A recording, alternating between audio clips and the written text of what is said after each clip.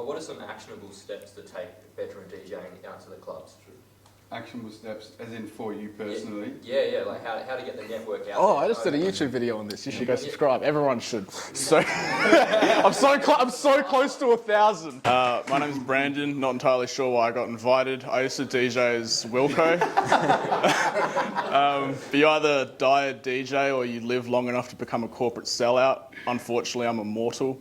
So I have technically I have 4 companies, but I have 2 active companies. One of them's called Where You, which is a digital advertising agency.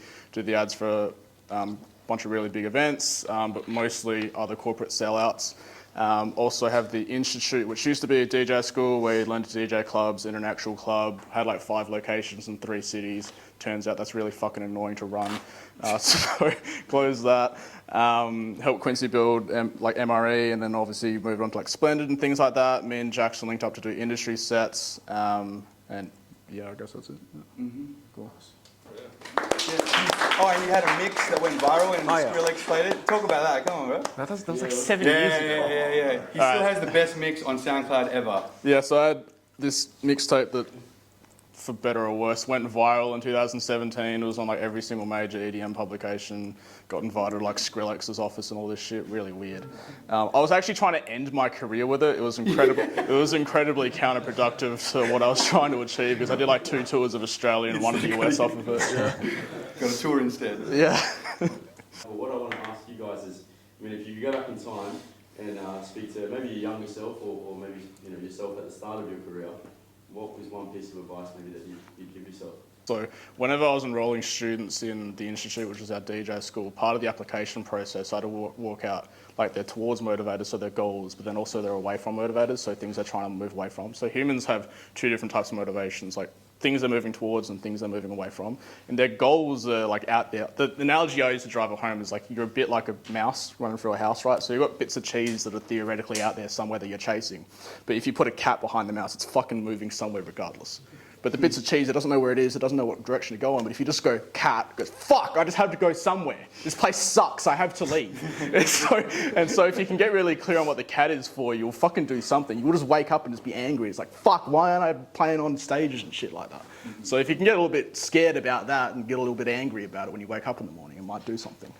Get some energy behind it. Yeah.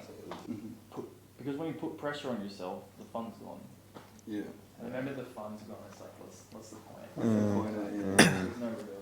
Yeah. I was actually in a coaching program with the Flow Research Collective, which is a thing in the US. Super overpriced. Wouldn't like really encourage you guys to join it, but I got to work with a PhD like scientist every single week, one-on-one. And one of the main triggers for flow and like getting into a flow state actually is fun. And it's the challenge to like capability kind of ratio. So it has to be fun for you to get into flow, otherwise you're just going to get frustrated. And so as long as, exactly to the point that you guys are making, like as long as it's fun, you'll actually be a better producer as well. What's your favourite moments from maybe being on tour or playing shows, something crazy that's happened? For me personally, it's definitely kind of trying to enjoy the process more than just the actual end result. Because the goals, the little dopamine hit you get when you like, oh yeah, sick, I did it. Like it's gone like 5 minutes later. Yeah. The analogy I like to use to drive this one home is like, everyone here's played Minecraft like at least once, right? Yeah. So like, you know when you're like survival mode, you like get dropped into like a map, you've got fucking nothing, and you got to like punch trees to make wood, you make a shitty little dirt hut, but it's so rewarding, you just play it for fucking hours. But then if you like press exit, you go to the main menu, you go to creative mode, you're a god, you can fly, you have infinite resources, you're essentially a billionaire, and you just build anything. But you get bored after like 3 minutes because there's no real struggle. So true. So it's like the whole point is to struggle. That's the whole point. It's like whenever you're stressed, like whenever I'm stressed, I go like, good, I'm moving in the right direction, because you don't really learn anything when you're comfortable. It's like when you go to the gym. Like if you go to the gym and the next day you're not sore, you fucked up yesterday. You didn't work hard enough. You're not growing. What was the point? You just fucked around for 30 minutes. So for me, it's definitely enjoying the process more. Didn't you also get the analogy about the owner who sold it and went... Yes. Oh, yeah, perfect. I actually learnt that analogy from a comment on a YouTube video. It's about, is it Notch, the guy that made Minecraft? Yeah. What's he worth now? Like $100 billion or something? He was worth a couple $1 billion and he was miserable.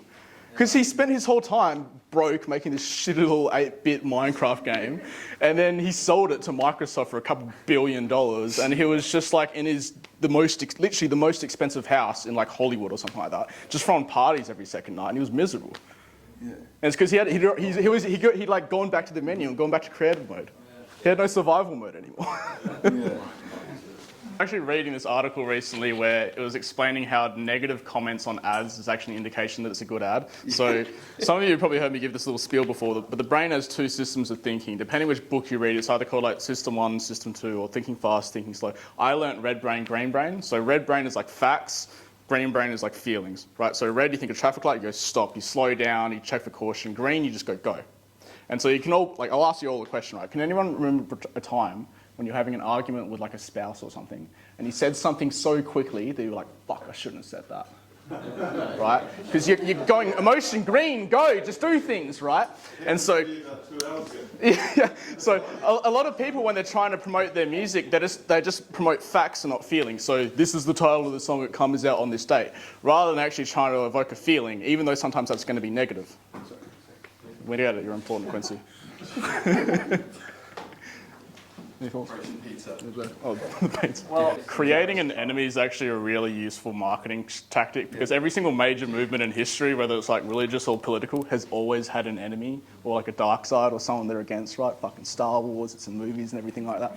And so, for example, I used to do the marketing for Arcade nightclub north of the river. I was DJing and doing the marketing for Metropolis Fremantle south of the river. I was posting on Arcade's Facebook page saying fuck south of the river. At the same time, I'm posting on Metro's Facebook page saying fuck north of the river. And I'm living in the dead centre of both in the city. But all those engagement posts just did the best because just as people living in Joondalup with their fucking British accents going, yeah, fuck south of the river. And those posts always did the best because you just created an enemy and you just use tribalism. I did the same thing with like if anyone's vegan here, I'm sorry about this example, but we do the ads for a like carnivore lifestyle food thing. And so it's for people that just want to eat meat. But I have an ad that targets people interested in veganism. It gets a lot of comments. The ads do really fucking well. Because the people that just want to eat meat, that don't like the vegans, see their comments and then their affinity with a meat brand just goes up just because they don't like the other people. That's right. Just does so much better. Yeah, mine was definitely just like, exactly like you were saying, just like people that I looked up to. Like when my mixtape went viral, I was scrolling through the comments and I was just like, what the fuck? I know all of these people in the download gate. Andy Seed played it 9 times for some fucking reason. And then it was happening for like months afterwards as well. I actually got the memory where RL Grime posted on his Facebook, one of the mashups in the mixtape was like Core and went to like Venga Boys. It's fucking stupid, I don't know why. But it was just him zooming into his dog and it goes, oh, do shit that I do. And then it goes into Venga Boys. And the comments, I remember I was laughing at one of the comments.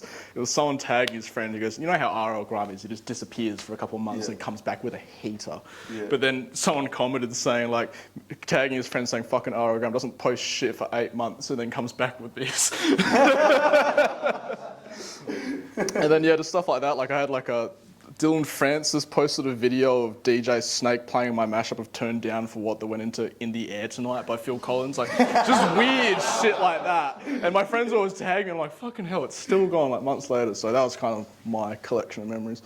What are you guys' thoughts on confidence on the side? Well, the confidence thing for me, like I was never a particularly confident kid in school or when I just got out of school.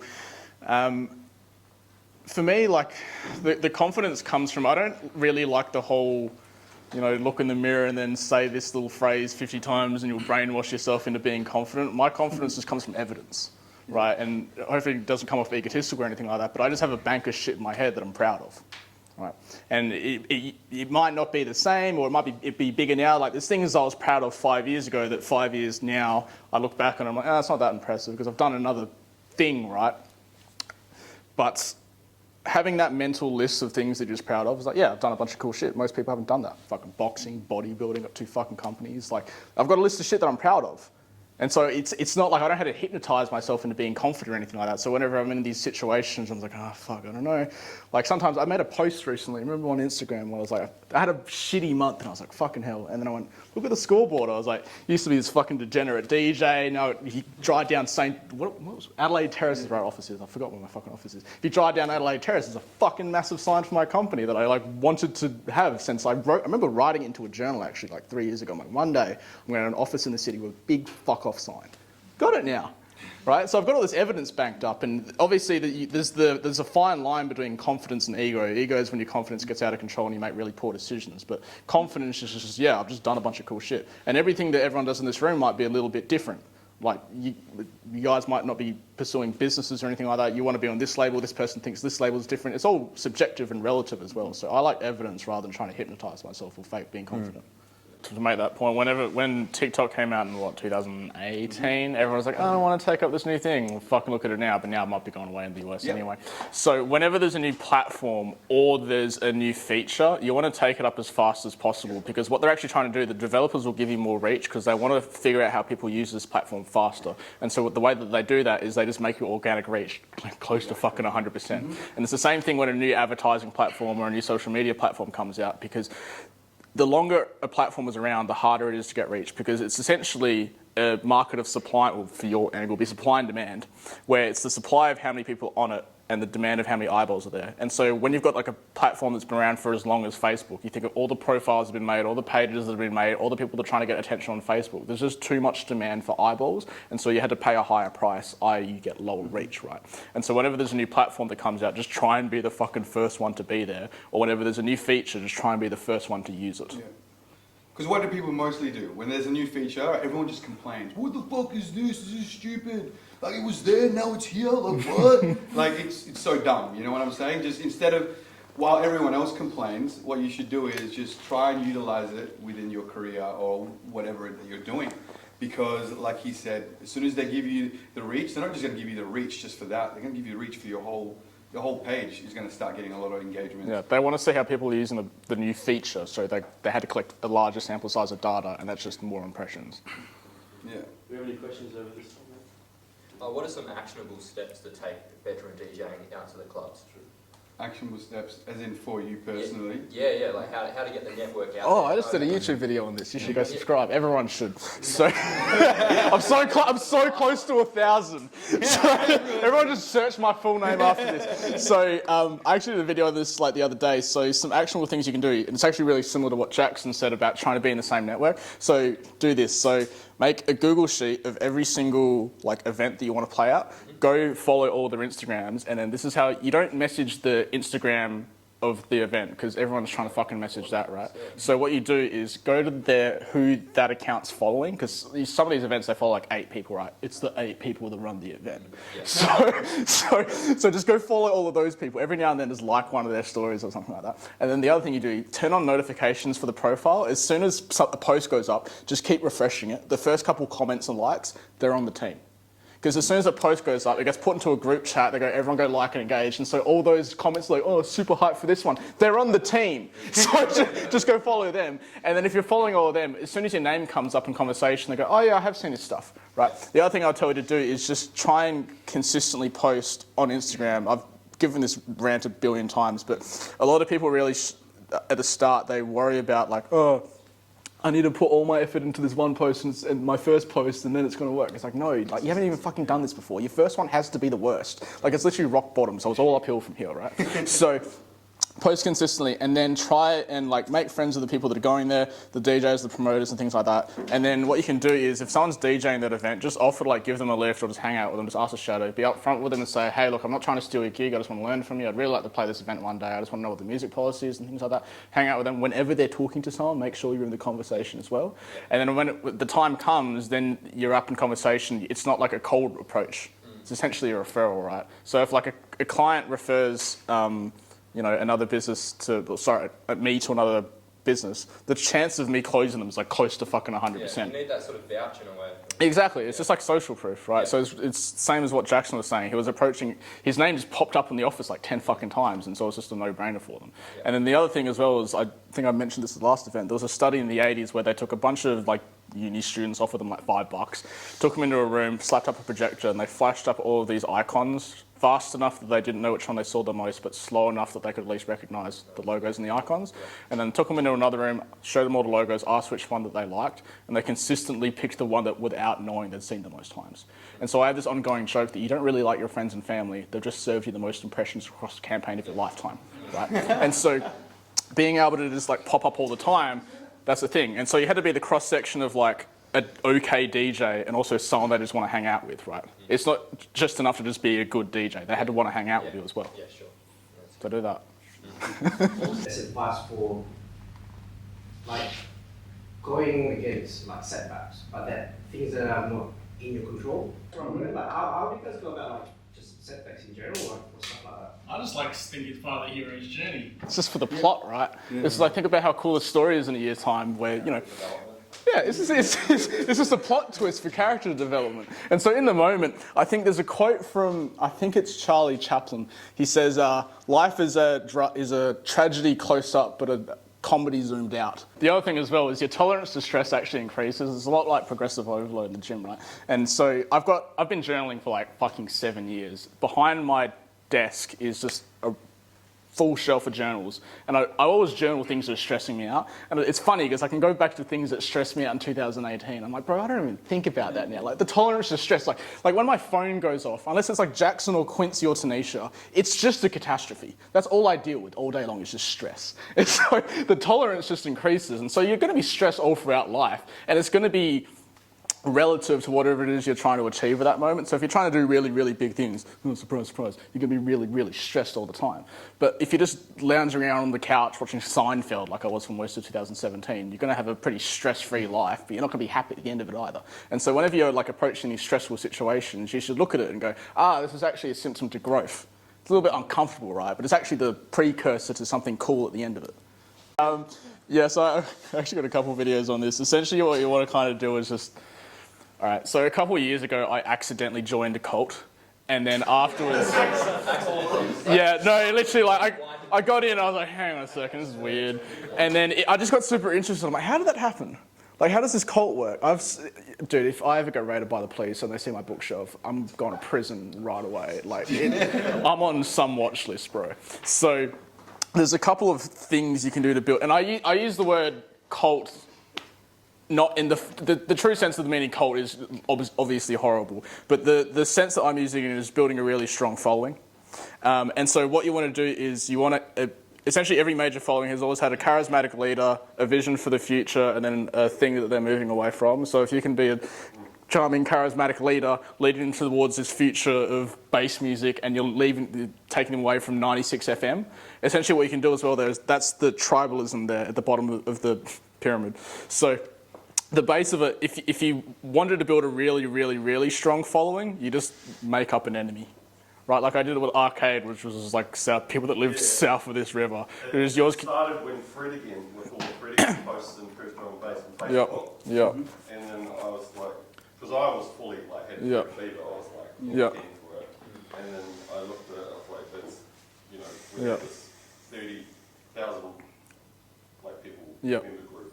And we just didn't have anywhere else to go. So we'd go there, people would get angry about it. So then I looked at it, I was like, well, we're strong bass from bass music. So we created the bass music social club on Facebook.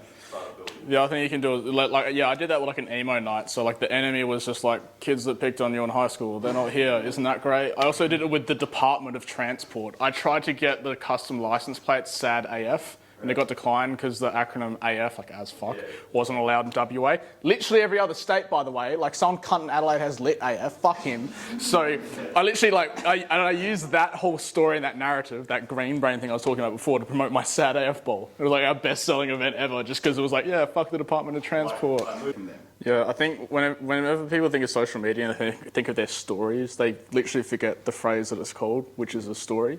And so I was talking about that red brain, green brain thing before. Stories are really green brain because it's how we've passed down lessons for as long as we've been humans, right? It's like, don't go into that bush. Timmy got eaten by a tiger, right? He passed down this story. Like the best-selling UFC event of all time, I'm pretty sure it was Conor McGregor versus Khabib. Remember that whole like year-long story? hijacks this bus, they go on a plane, all this shit. There's literally like 90-minute documentaries on YouTube about this one fight. He jumps the fence and all this shit. And it was the highest paying thing of all time because everyone just wanted to see the conclusion to this, the climax to this story of these two dudes that wanted to get into a fight. Way to do it. Alright, cool. I have a framework for this too. I like Venn diagrams. So the people that you see, like go there sober by the way, or else you're not going to notice the details. The people that skip the line know someone backstage. The people that are backstage know someone on stage. The people on stage know someone in the office. That's how it works. So if you see someone skipping the line, if you just don't stalk them, but if you just like watch where they go in the club, they probably go backstage somewhere. And those people that are backstage know someone that's on stage, so the DJ. The people that are on stage know someone in the office, like the venue managers and things like that. And so eventually you can kind of connect the dots of who knows who relatively vaguely. And so when you go up and talk to people in the night, rather than having to talk to 700 people in a nightclub, you can go, all right, these 20 people probably have something to do with the event. Yeah, being a club promoter sucks. So if you talk to the club promoter and say you're having a good time, he's not going to forget that. Maybe, yeah, 100%. So, well, thanks so much everyone for coming out tonight, and give another round of applause.